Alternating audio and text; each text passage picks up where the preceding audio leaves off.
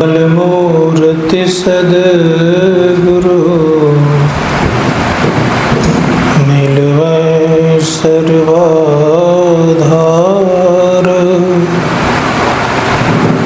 मंगलमय मंगल करन बिनवा बारंबार। उपस्थित सभी सिद्धात्माओं बारंबार नमन।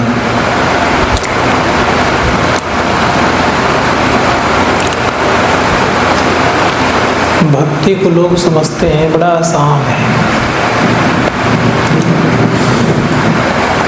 गोस्वामी जी महाराज कहते हैं रघुपति भक्ति करत कठिनाई, कहत सुगम करनी अपार जानहि जे पनियाई। भक्ति आसान है अवश्य, कब? जो जही कला कुशलता कहा, सो सुलभ सदा सुकारी। सफरी सन्मुख जल प्रवाह, सुरसरी वहे गज भारी। का जो जिस कला में कुशल होता है उसके लिए वो काम सुलभ हो जाता है, और जब तक कला में कुशल नहीं है तब तक क्या है, बड़ा कठिन काम है। तो भक्ति है क्या, इसको जानना चाहिए। आज हमारे भारतवर्ष में ऐसी स्थिति थी, स्वर्ग आदि की बात नहीं होती थी। जब पुरातन की बात करेंगे, जिस समय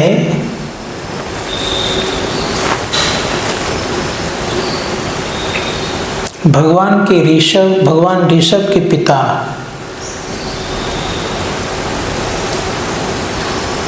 भगवान ऋषभ के पिता का नाम था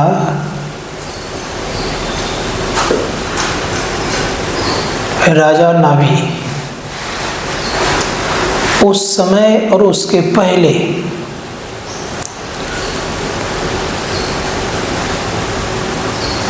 स्वर्ग की बात नहीं होती थी। कौन परंपरा था? तो श्रवण परंपरा था। श्रवण परंपरा समझते हैं? तो उसमें क्या होता था, श्रवण परंपरा में केवल ध्यान करते थे और निर्वाण की बात करते थे। ध्यान करते थे और निर्वाण की बात करते थे। जीते कैसे थे? तो उस समय जो जीवन जीने का जो कला था तो कल्प वृक्षों पर आधारित था। कल्प वृक्ष के पास गए, याचना किए मुझे ये चीज चाहिए, मिल जाता था। खेती बाड़ी नहीं हुआ करता था। और युग कैसा था? तो इतिहासकार कहते हैं यौगलिक युग था। यौगलिक नहीं समझते आगे। यौगलिक का अर्थ था कि एक माता पिता दो संतान को जन्म देते थे, वो भाई बहन रहता था। और इतिहास ऐसा कहता, वही मैं कह रहा हूँ आज ये पहली बार सुनते होंगे आप लोग, शायद लगता है। तो फिर पति पत्नी में परिणत हो जाता था, फिर वो दो संतान देते थे, तब तक रहता था, तब तक ऐसी स्थिति रहती थी कि जब तक दोनों का मृत्यु एक ही साथ होता था, अलग अलग नहीं। जब भगवान ऋषभ आए तो भगवान ऋषभ के समय में पति की मृत्यु पहले हो गई। तब उन्होंने कहा एक संतान नहीं, कई संतान लोग जन्म दें। तब परंपरा क्या हो गया? तब भाई बहन में परिणत हो गया। अब दूसरे की बच्ची और अपने लड़के को लेकर के शादी कर, तब पति पत्नी का योग बनता था। तो ऋषभ भगवान का देन है भाई बहन का। इतिहास ऐसा कहता है। तो संत कहते हैं कि श्रवण परंपरा था पहले। कोई पहले जाति नहीं थी, ना कोई जाति थी, ना कोई किसी प्रकार का कोई भेदभाव था। जाति भी किसने बनाई ये भी जानना चाहिए। तो भगवान ऋषभ ने कई चीज बनाए, देखा कि ये पढ़ने में पढ़ाने में ठीक ठाक है तो उनको वो काम दे दिया गया। तो पढ़ने पढ़ाने में ठीक, इसका क्या नाम दिया जाए, ध्यान दीजिएगा। कोई भी तो नाम क्या दिया जाए, का पढ़ने और पढ़ाने के जो काम करते हैं इनको ब्राह्मण कहा जाए, ठीक है। फिर उस समय चोरी इत्यादि कुछ नहीं होती थी, लेकिन बीच बीच में मारपीट होने लग गया, तो उसकी जो रक्षा करने लग गए तो कहा इस रक्षा करने वाले को क्षत्रिय कहा जाए। फिर बात आ गई कोई बिजनेस वर्क करे तो उसको क्या कहा जाए, तो कहा उसको वैश्य कहा जाए। का सेवा करने वाले को शूद्र मतलब छोटा, अनटचेबल नहीं, कहा कि ये प्रथा बनाई गई। कोई भी, और यही बात भगवान श्री कृष्ण भी कह रहे हैं। भगवान श्री गीता में कह रहे हैं कि जन्म से कोई जाति नहीं होती, कर्म से जाति होती है। और ये गीता में आज भी श्लोक है, वो हट नहीं गया है, आज भी श्लोक है। लेकिन इस चीज को कोई स्वीकार अब नहीं करते हैं। जाति को कहां से मान लिया, जन्म से मान लिया। लेकिन गीता कहती कि नहीं, कर्म से जाति होती। आज भी वो श्लोक प्रसिद्ध है गीता में। तो श्रवण परंपरा में निर्वाण की बात होती है, मोक्ष की बात होती है। तो देखा जब पढ़ाने लोगों को लिखाने और पढ़ने लगे तो स्थिति यह बन गई कि केवल पढ़ाने और पढ़ने का काम करना बहुत कम आय हुआ करता था। आवश्यकताएं बढ़ती गई, तो धीरे धीरे धीरे धीरे यज्ञ का निर्माण हुआ। जैसे इतिहास कह रहा है उसी तरह से मैं कह रहा हूँ। यज्ञ में अब कौन पूजा पाठ करेंगे, तो जो पढ़ा लिखा वो पूजा पाठ करेंगे। कौन पूजा करेंगे, तो क्षत्रिय पूजा पर बैठेंगे,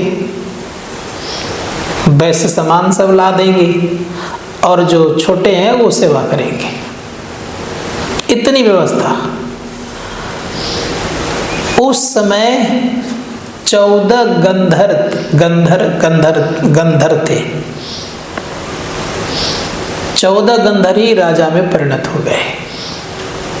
धीरे धीरे धीरे धीरे बढ़ते बढ़ते राजतंत्र हो गया और बहुत दिन तक ये चला।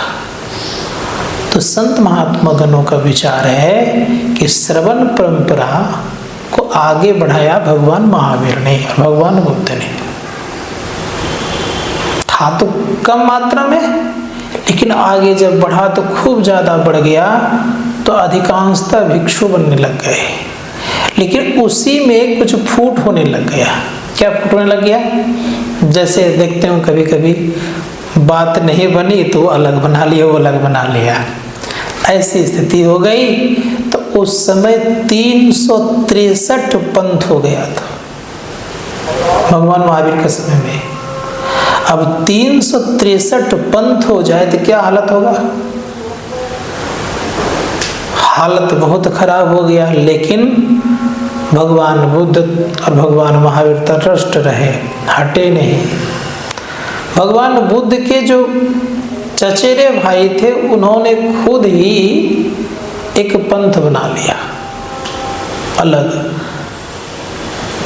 तो भगवान शंकराचार्य जब 1200 ईस्वी में आए तो उन्होंने क्या किया कि बहुतों को परास्त किया शास्त्रार्थ से, और उन्होंने पुनः यज्ञ इत्यादि की खूब बढ़िया सा स्थापना किए। और स्थापना करने के बाद उन्होंने कहा भक्ति क्या है, जो कि अभी आपने पाठ में सुना। भक्ति के दरमियान उन्होंने कहा कि भक्ति वह है जो कि आत्मा, जिसमें कि आत्मा की खोज हो।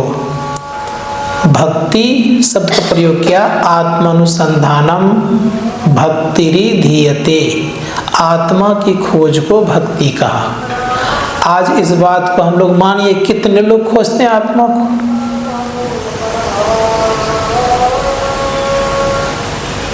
खोजते हैं आत्मा को? तो आत्मा खोजने वाला बहुत कम है। यही एक जो संत मत का ज्ञान है, यही आत्मा को खोजने की बात करते हैं। बाकी सब तो पूजा पाठ में लगाते रहते हैं, मूर्ति में लगाते रहते हैं। तो ये जो स्थिति है आत्मा खोजने वाला, ये शंकराचार्य का विचार ही केवल नहीं है, सभी संतों का विचार है और शुरुआत का ज्ञान यही है। इसीलिए भगवान श्री कृष्ण ने कहा कि हे अर्जुन, सबसे पहले ये ज्ञान मैंने किसको दिया था? सूर्य को। सूर्य ने अपने पुत्र मनु को दिया, अब मनु ने अपने पुत्र इक्ष्वाकु को दिया। ये राजा महाराजाओं में चलते रहा और कुछ दिन पहले ये लुप्त हो चुका था, फिर से ये ज्ञान तुझे मैं दे रहा हूँ। ये साधारण ज्ञान संत मत का नहीं है, हम लोग इसको हल्के में ले लेते हैं, साधारण ज्ञान नहीं है। इसीलिए संत महात्मागण कहते हैं कि यह ज्ञान शुद्ध भक्ति है, इससे आत्मज्ञान होता है और आत्मज्ञान प्राप्त करने के लिए ध्यान की बड़ी आवश्यकता है। जहां भी देखिएगा बड़े बड़े महापुरुषों को ध्यान करता हुआ आप पाएंगे। जैसे भगवान व्यास की तस्वीर को देखिएगा, ध्यान करते आप पाएंगे। भगवान शंकर को देखिएगा तो ध्यान करते आप पाएंगे। किन्हीं को देखें कि भगवान शंकर यज्ञ कर रहे हैं, भगवान विष्णु यज्ञ कर रहे हैं, देखें कहीं? ब्रह्मा जी यज्ञ कर रहे हैं, कहीं नहीं देखेंगे। यज्ञ दूसरे ने किया है, लेकिन इन लोगों ने ध्यान किया है। भगवान महावीर की मूर्ति देखें ध्यान करते हुए, बुद्ध का मूर्ति ध्यान करते हुए, तो ध्यान करते थे और ध्यान करने से ही आत्मज्ञान को लाभ करते थे। भगवान बुद्ध ने कहा, अंधकारेण अनद्य प्रदीपक अवश्यतः, अंधकार से हम लोग प्रकाश की खोज करें, अंधकार में हम लोग प्रकाश की खोज करें। तो प्रकाश की खोज करने के लिए हम लोग आए हुए हैं। प्रकाश क्या है? प्रकाश ही अमृत है, याद रखिएगा इसको, और शब्द ही अमृत है। और प्रकाश और शब्द रूपी अमृत को जो पान करता है, तो संत कहते हैं कि उनके जीवन में खुशहाली आती है। इसीलिए प्रकाश और शब्द की खोज होनी चाहिए। कितने व्यक्ति हम लोग ध्यान करते हैं पूरे धनबाद में? ध्यान के नाम पर नगण्य होगा ना? संत महात्मा गण कहते, इसीलिए हम लोगों को ये ख्याल करना चाहिए कि ध्यान सत्संग मनोयोग पूर्वक करें। तो ध्यान में क्या करें? तो यही दो क्रियाएं परंपरा से चली आई, आज से नहीं, परम पुरातन से जमाने से। कौन कौन? बिंदु और नाद की। इसीलिए गुरु महाराज कहते हैं बिंदु नाद को पकड़ना चाहिए, और सभी धर्मों में बिंदु नाद की परंपरा है।